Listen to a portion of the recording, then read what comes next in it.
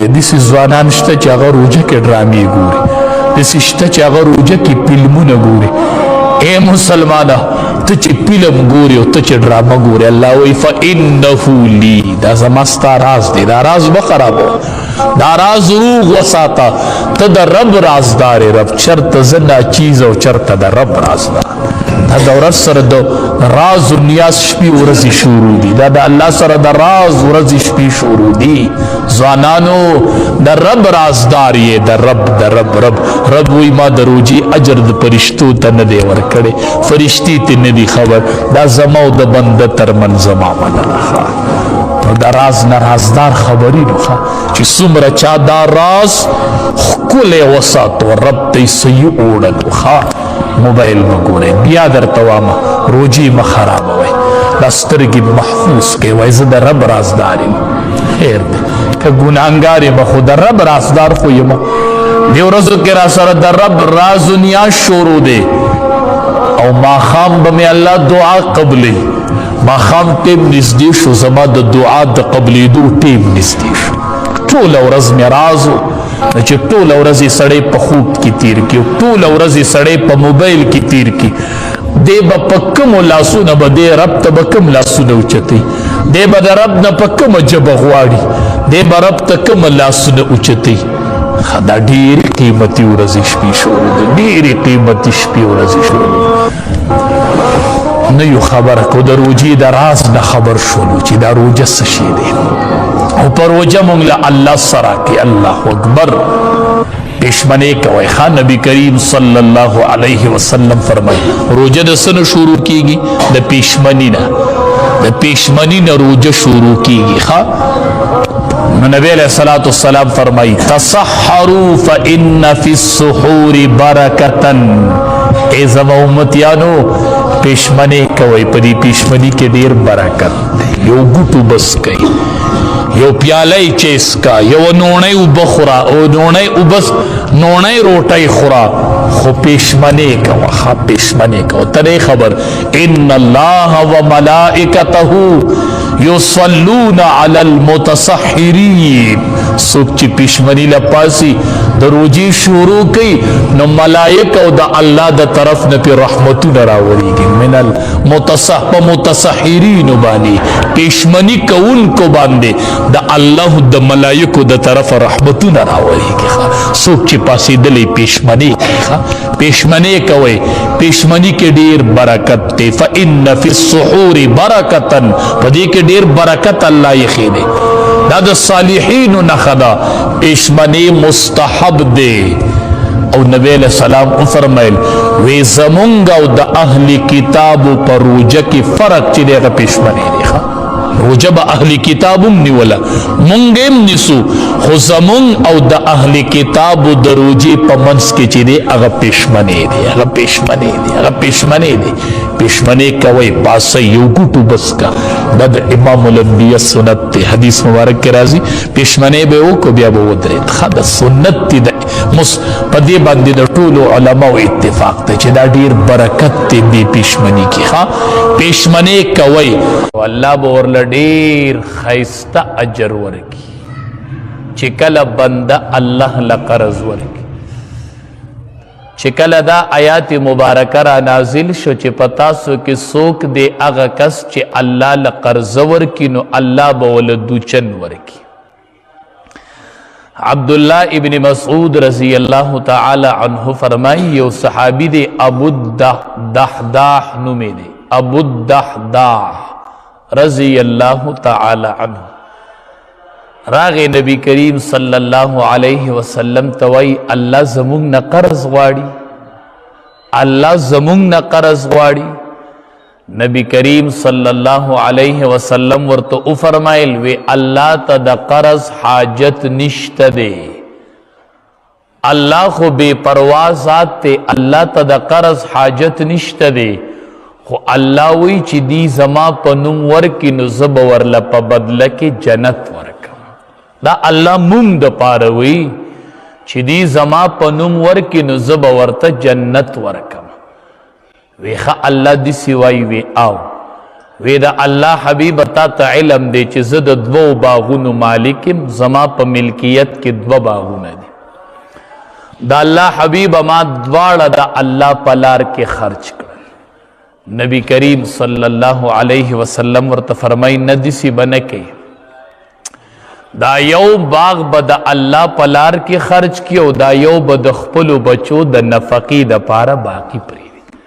دا به په خپل اهل و عیال خرچ کی او دا یو به صدقه کی. هغه وی ټیک ده د الله حبیبه، وی کم باغ چې مشتمل دی په 600 کجورو باندې، 600 ډکی پکې ولاړو د کجورو، د الله حبیبه اق 600 ډکو والا باغ چې 600 کجوري پکې ولاړې دی هغه مې ورک. چې کور ته راغې نو خپلې بیبي ته وایي وی ما هغه باغ ورکو چې کم کې 600 کجوري ولاړې وي. بیبي ورته وایي مبارک شه، ډېره ښکلې سودا دې وکړه، ډېره ښکلې سودا ده، دا خو زمونږ د آخرت سودا ده. وی صحابي چې راغی نبی کریم صلی الله علیه وسلم وفرمایل چې ابو الدحداح رضی الله تعالی عنہ لرب العالمین په جنت کې ډېرې میوهدارې ونې ورکړلې او ډېر پاخه پاخه محلونه ورله الله ورکړل. ډېرې میوهدارې ونې الله ورکړلې او پاخه پاخه محلونه ورله الله ابو الدحداح رضی الله تعالی عنہ له په جنت کې ورکړل. د دنیا کې ورکړل، الله تبارک وتعالی بدله په جنت کې ورکړل. ته د دنیا باغ ورکې نو الله بتعالی په جنت کې باغ ورکړي. نبی کریم صلی الله علیه وسلم فرمای داو مرزاکم بالصدقه، د خپل مرضیانو علاج وکي په صدقې سره، د خپل مرضیانو علاج وکي په صدقې سره. علاج سنت ته، دا سنت طریقه د مریض لبا علاج کې، ډاکټري دوايي بکې، حکیمی دوايي بکې، خود دې سره صدقه ورکوه. اکثر مریض د صدقې په وجه کېږي. نبی علیہ السلام فرمای داو مرزاکم بالصدقه، د خپل مریضانو علاج کوي په صدقې سره. امام بخاری رحمت الله علیه لیکلی دی وی عبد الله ابن مبارک رحمت الله علیه له یو کس راغی ورته وی چې حضرت د 9 کالو نه مې په دې زنګون کې زخم دی، 9 کاله اوشول او هغه زخم نه وینه زی او هغه زخم نه خکېږي، 9 کاله مې وشول. وی عبد الله ابن مبارک رحمت الله علیه ورته فرمایل چې زما رای دا ده چې ته یو کوی وباسه د اوبو، نو چې د هغې کویي نه اوبه شروع شي که نه نو الله به ستا د زنګون نه وینه ودرئ. چې د هغې زنګون نه د هغه چې ته کویې وباسې او د هغې نه اوبه چالو شي او خلقو ته نپه شروع شي، نو الله به ستا د زنګون نه دا وینه ودرئ. او دقه شانتې وشول چې هغه کویې وکنستو او د هغې نه اوبه جاري شوې، نو دلته د ده د زنګون نه وینه ودرېدله. داو مرزاکم بالصدقه، د خپلو مرضیانو علاج کوئ په صدقې سره، د خپلو مرضیانو علاج کوئ په صدقې سره. معمولی صدقه ورکوئ، لږه صدقه ورکوئ، خو په دې سره الله ډیر برکات او ډیر خیرونه را نازلوي. حدیث مبارک کې راځي چې کله سحر رڼا وخیږي نو 2 فرشتي اواز یوه وی اللهم اعط منفقا خلفا، یا الله دا څوک چې په مخلوق باندې خرچ کوي خلفا، الله ته ولا غوره بدله ورکړي. دا اعلان هره ورځ فرشته کوي. څوک چې په مخلوق خرچه کوي یا الله خلفا، اعط منفقا خلفا، الله دې خرچ کوونکي له غوره بدله ورکړي. فرشته دعا کوي، فرشته اعلان کوي، وی اللهم اعط ممسکا تلفا، یا الله چې څوک په مخلوق خرچ نه کوي داغه مال هلاک، داغه مال هلاک کی. فرشته وای یا الله چې څوک خرچه کوي یو فرشته وای یا الله غوره بدله ولا ورکه. بل وای یا الله چې څوک مال نه خرچ کی الله دا مال ولا هلاک، دا مال ورله هلاک. نو دا غ فرشته आवाज کی تاسو بلی دی اکثر بناسا په حادثه راشي او ټول مال به هلاک شي په یو ځای به جمع کړي په یو ځای ته حادثه راشي او ټول مال لاړ شي دا دې صدقه نه ورکوي دا دې په مخلوق نه لګي نو فرشته وی الله هلاک کی ولا د دې مال نه څه فائدہ چې هغې نه مخلوق ته پیدا نه د هغې نه مخلوق ته پیدا نه حدیث مبارک کې راځي د قیامت په ورځ به صدقه د بنده سورې وي سورې قیامت کې به د هر سړي د سوري ضرورت هر سړی به خولو کی هر سړی یومئذ شأن یغنی د هر سړي به یو شانې چې د بل نه به بې پروا کړی د بل څه فکر به یي نه د بچي فکر به نه د ملګري به نه د بیبي به نه شأن یغنی په دغې ورځ باندې دا صدقه چې ده دا به د بنده سورې دا به د بنده سورې مونږ خیال نه دی کړی مونږ چې صدقه ورکو نو مونږ سړي ته ګورو درته وګوره یاره دی د صدقې قابل دی ورکم که ور نه کم یاره په دې ځای کې به خرچ کول ښیي که ښه به نه په دې کې به ښیي که به ښه نه مونږ سړي ته ګورو حدیث مبارک کې راځي وی چې کله بنده صدقه ورکي که دی چاله ورکي او که دی په مدرسه کې ورکي او که دی په جومات کې ورکي او که دی بل چاله ورکي چې صدقه ورکي نو دا صدقه د الله تبارک وتعالی ښي لاس ته لاړه شي دا الله له ورکول دي دې سړي ته مه ګوره مدرسې ته او جومات ته مه ګوره دا اول د الله په نوم ځینې وي دا صدقه چې دا د الله ښي لاس ته ورشي من صدقه بعدل تمر څوک چې صدقه وکړي د کجورې مره د کجورې مره د یوې کجورې په برابرۍ صدقه وکړي د یوې کجورې په برابرۍ یوه کجوره څومره کم قیمت لري کیلو په 300-400 روپۍ ده نو یوه کجوره چې به د هغې به 100 روپۍ رغي حدیث مبارک کې راځي چې څوک صدقه وکړي په اندازه د کجوري لکه د کجوري مره یوې کجوري مره قیمت ورکړي نو دا د الله ښي لاس ته لاړه شي او الله تبارک وتعالی یربي د دې صدقې تربیت کوي پالنه یې کوي پالنه لکه څنګه چې موږ د اس بچې پالو چې دا غټ شي که نه نو وایي دقه شان الله د دې صدقې پالنه کوي چې میدان محشر شي او د طول شروع شي و یو غر به راشي دا هغه صدقه د غر ته به رسېدلي د کجورې مره به یې ورکړي او د هغې نه به یو غر جوړ شوی دی به وایي یا الله ما خپله عملنامه ولیدله په هغې کې خو ما دا عمل نه ولیدلی دا غر چې راغی دومره غټ عمل خو ما نه ولیدلی ارشاد به ورته وشي چې دا هغه صدقه چې تا ورکړې وه د دې الله تربیت کو د دې نه لوی غر جوړ شوی دی وی به دا ورله په تله د میزان او د نیکو کې به یې ورله کېږي دا چې د یوې کجورې مره صدقه یې کړي موږ نن دې فکر کوو چې په ځان یې وخورم ټیک ته په ځان یې خوروه په بچو یې خوروه په هر چا خوروه صدقه کوه دا جمع کېږي حدیث مبارک کې راځي صدقه چې ده تطفئ غضب الرب دا د رب غصه سړی او دا بد مرگ د بنده نه لرکی بد مرگ لرکی د الله غصه سړی صدقه د بنده نه بد مرگ لرکی صدقه د بنده چې د هغه غصه سړی چې کله بنده صدقه کوي چې کله بنده صدقه کوي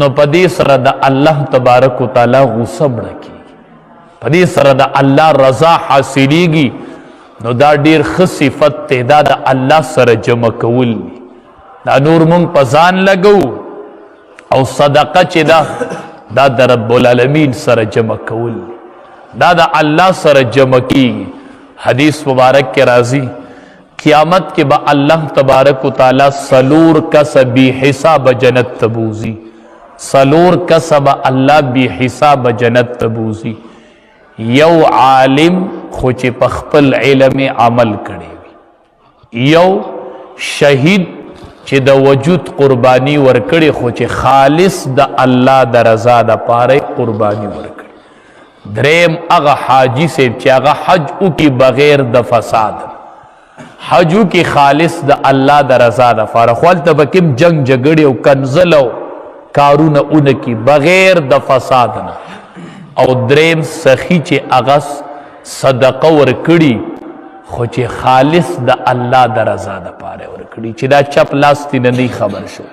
صدقه دسی ورکوه چې چپ لاس تینه خبري. لا تبدلوا صدقاتکم بالمن والاذى. نو چې نن صدقه ورکې او سبا اثباتي نه خو لاړله صدقه چې داسې صدقه ورکړي چې چپ لاس ترې نه خبر شوی نه نو یو دقه کس نو دا څلور کسه به الله بې حسابه جنت ته بوځي. عالم با عمل شهید خو چې خالص د الله د رضا دپاره د خپل وجود قرباني ورکړي. حاجي صاحب چې حج کړی بغیر د فساد نه او سخی چې سخاوت کړي خالص د الله د رضا لپاره. دا څلور کسه به الله بې حسابه جنت ته بوځي. حدیث مبارک کې راځي چې دا څلور کسه بې حسابه جنت ته ننوځي نو د دې به اختلاف پیدا شي. یو به وایي چې زه ړومبی ځمه، بل به وایي چې زه ړومبی ځمه، بل به وایي چې زه ړومبی ځمه. دا خو به څلور واړه بې حسابه ځي نو اختلاف پیدا شي. یو به وایي زه ځمه، بل به وایي زه ځمه، بل به وایي زه ړومبی دنده کېږم. الله به جبریل امین راولیږي چې ورشه دې له فیصله وکړه چې ړومبی به څوک ځي.